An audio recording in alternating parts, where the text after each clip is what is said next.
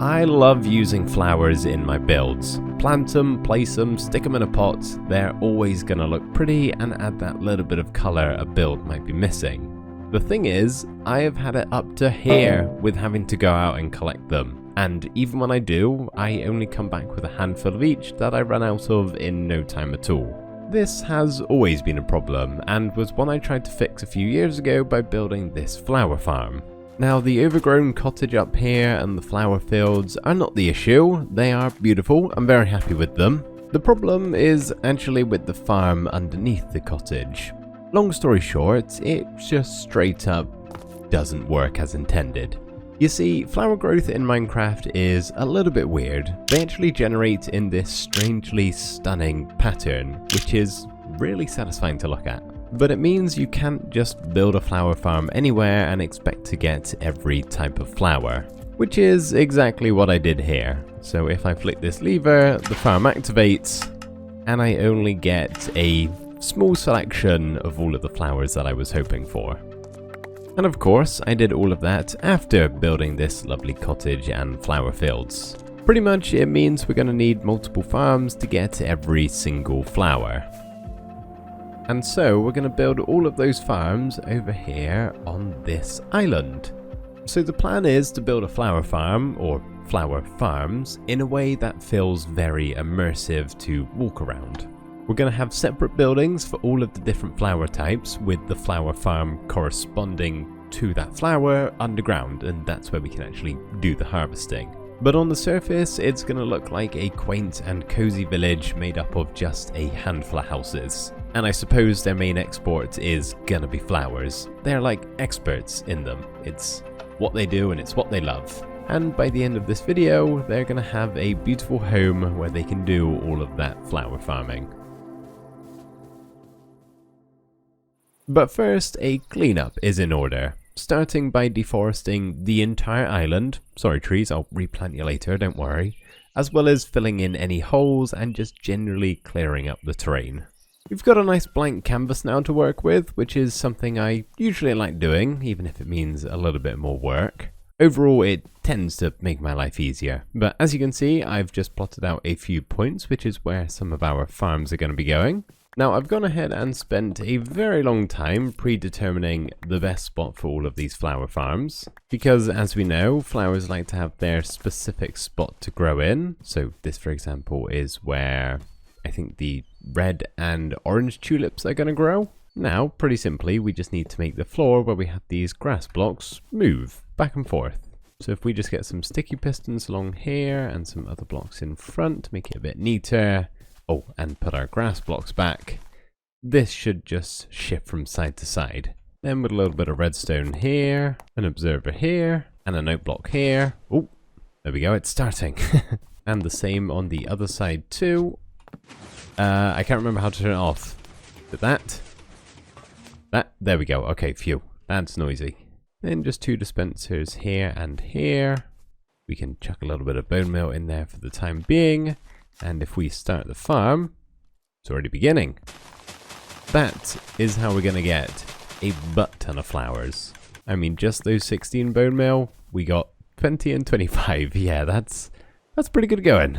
Then we can place a few more blocks to make the room look a little bit nicer. And that is one of the many flower farms that we're going to make today. All done. And while I was in the flower farming mood, I've done the same with the alliums and azure bleuet, or however you say them, down here. The oxeye daisy and cornflowers are down in this hole. Over here we've got both pink and white tulips. And then in this hole, all the way down to deep slate level, we have cornflower again, as well as lily of the valley. For some reason, the lily of the valley is super rare and just very elusive. That's why I had to come all the way down here to deep slate level to even find it in the first place. So not ideal as far as location is concerned, but really not a big deal because we can get a supply of them, which is all that really matters. And in case you're wondering what these two chests are, this one we fill with bone meal, and this one we fill with all of the seeds that we're going to get. I'm also going to chuck the flowers in there just to clean up my inventory. That goes into a composter and then into the same dropper just for add a little bit of bone meal supply. So that is the 5 main farms all done, but our island isn't really looking any different at the moment, so we should probably change that. We're going to make all of these houses a little bit different to each other, and when I say a little bit different, I mean very different. There's actually going to be no similarities whatsoever, other than the roof is going to be kind of the same. This is how we're showcasing which flower farm is underneath it, by placing some of the flowers on the mossy roof. I think it looks pretty nice and is a pretty obvious indicator.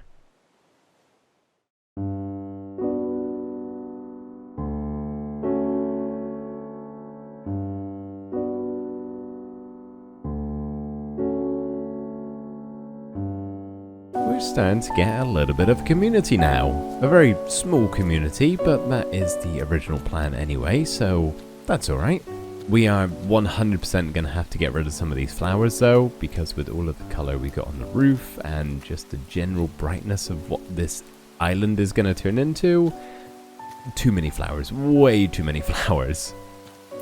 But I'm going to leave them for the moment because the bees are enjoying it when it's not raining, as well as the couple over there in that tough and cobblestone house. All of these houses also have a complete interior with access to the flower farm itself.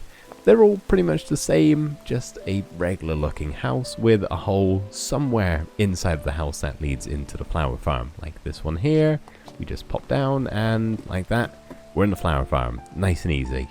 And as for storing the flowers, most of them I'll just take with me, but I've made sure to put a little bit of storage in each house so I can just shove some in here, and if I need just a couple of stacks, I can come and grab some. I have just made a point to go around to all of the farms and run them for a couple of minutes just to make sure everything is in working order, and just to see the kind of split of flowers. Most of them are about 50-50, which really is what I'm after. One slight problem though, I am now out of Bonemeal for the 17,000th time in my world, so I think it's about time that I address this problem. Oops, don't have my electron. That's better. Now I do have a mob farm concealed by this desert pyramid, but if I want to use it, it means I gotta go AFK, and I'm looking for something that's a little bit more passive. So just underneath my feet here, I've built a fully automatic Bonemeal farm. And I built this thing before even starting work on our Arctic research base that we made in the last episode. So this thing has been going for a good long time. It should have a pretty good amount of Bonemeal in.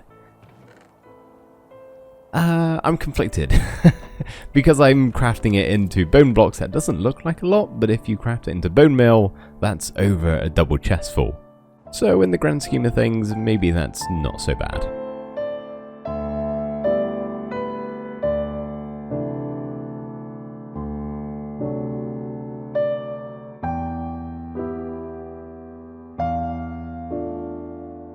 Recently, I've become a little bit obsessed with using glazed terracotta in my builds. I always used to think they were a bit of an ugly block and kind of hard to use, and I guess they sort of are and can be, but if used subtly, I think they're actually a really nice little detail on a build. Either way, we now have a nice covering on our Bonemeal farm, and best part is, we can actually see the farm in action, which is pretty cool to just kind of sit here and watch. It's one that's very satisfying, I gotta say. And all of the Bonemeal now goes into these chests, and I am actually gonna take most of this back to the flower farm. Probably overkill, but I'm gonna go ahead and just pop maybe 1 stack of bone blocks in each of these chests. That's 9 stacks of Bonemeal, which totally fills up the dispenser, so yeah, massively overkill. That's gonna get us like an insane amount of flowers, way more than I'm ever going to need, but it's probably better to just have it here, then when I want to turn on the farm, they're going to be good to go. Now, we don't actually have all of the flowers just yet. We've only got all of the flowers that spawn here in the flower forest biome. There's still a few more that we're missing.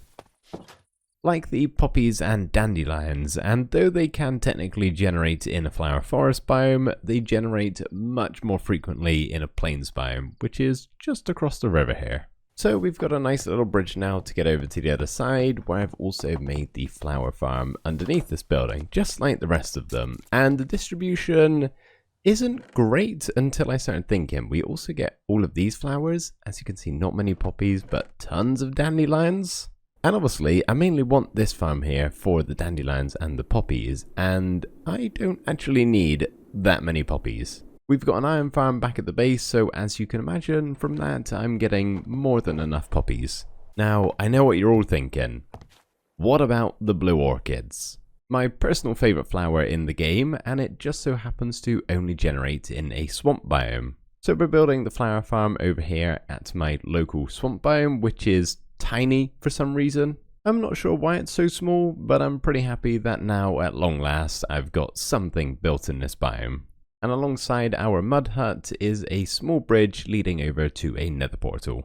Which makes me think I probably need another portal over here too. It's not exactly nearby to my base, and I've just been flying back and forth every time. And I'm gonna have to connect this place up eventually, so may as well just go ahead and do it now while I'm thinking about it. Now obviously this nether portal needs a covering of some kind, and the original plan was to build a massive custom oak tree on top of this small hill here just behind the houses.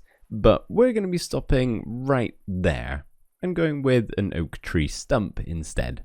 For some reason I just couldn't get the leaves to look right. No matter what I did, it just looked wrong. So I cut it off halfway down and we've got this instead. I suppose the tree stump makes it seem a little bit nicer around here, but it's not exactly feeling super immersive at the moment. In order to change that, we are going to give each one of these houses their very own piece of farmland just fenced off beside them all, as well as adding in some pathways to connect all of the houses together, and building some ponds while in the process getting rid of the bulk of the flowers. It is feeling a lot nicer around here with those changes, but I wouldn't say we're exactly done just yet.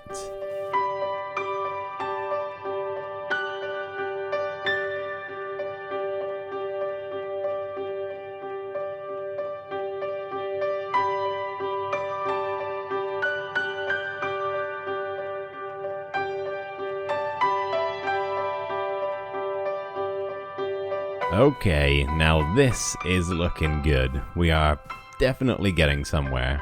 We've got some carts and wagons, some big and some small. We've got a whole market stall over here, with each one of these houses having their own significant stall to sell their flowers on for any tradespeople that might come through. We've got lampposts along all of the pathways. We've got wells, some big, some small, just like the wagons. And here comes the rain. Just in time to go down this pathway where we had an extra little bit of room that definitely needed something here. So I've made like a nice little garden fountain area, which I think looks pretty nice. I've powered some of the backs of these shelves here. So we got a pretty neat like bench design. I like that. I think that's pretty cool. And all in all, this place is just looking so much better. It is crazy the difference a pathway and some extra buildings can make to a village type setting. But we're not quite done just yet. There's actually an extra building that I want to add in further over this way. So now we're farming pretty much every type of flower throughout my world to some degree or another. But we are missing farms for a few of the other nature related items. Now, I haven't hid them all inside of this tiny building. They wouldn't quite fit. Instead, I've made a little room just underground. So if we go down here, we come into a room full of 6 different farms. We've got firefly bushes, short dry grass, regular bushes, tall dry grass, ferns, and then a standard grass farm. Now, I don't want to toot my own horn or anything, but I actually designed all of these myself, which may seem like a meager task if you understand redstone in the slightest, but for me this was a challenge. They all work pretty well though, so I'm actually really quite happy with this. But that is all of the functionality done with this place. In fact, there's barely anything left to build at all really. All that we've got left to do is restore the nature that I decimated when I first came here.